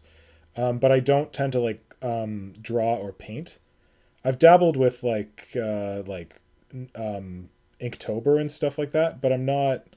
I've always been an amateur 2D artist, but yeah, I think I prefer the 3D. So I can understand that. Perspective's hard, man, in 2D. Like that takes some real skill. So I can appreciate that being challenging. That was a good question, though. Yeah, I agree. Okay. So, yeah, I think I'm going to have to call the stream. But thank you all so much for joining up. I'm excited that the Gunbeast is getting pretty damn near done, because I really want this thing to be done. But now I just feel like it's like eternal fixing of small things on it. But at a point, I'm just going to have to call it and be like, job's a good one. We're done. But I'm pretty happy with how it's come along so far. Particularly now that it's assembled. When it was all in pieces, it was hard to really visualize it. But it's good to have like the big shield arms on the front and be starting to finish stuff up. The head is pretty much done. I had some sculpting to do on these armor plates at the back, but as you can see, when I assemble the creature, those armor plates are pretty much hidden, so I don't know why the hell I sculpted them. But anyway, just a little bit of cleanup left on the head, clean up on the various joints, and then I think it will be done, and might be time to start painting it. So we'll see. But yeah, then I got to get back to hell. I want to get this thing done, but then I want to get over to working on my real love, this beautiful baby Carnifex. So eventually I'll get back to that. But I also have a little bit of sculpting to do for Ho-Ho Hobby Vices, so I should probably get to that as well. Anyway, thank you all so much. Good night. Thanks for joining. We'll see you same time next week for another hobby stream, and we'll do it all again. And Kajan, thank you so much. Sure. And yeah, speak to all of you later. Bye.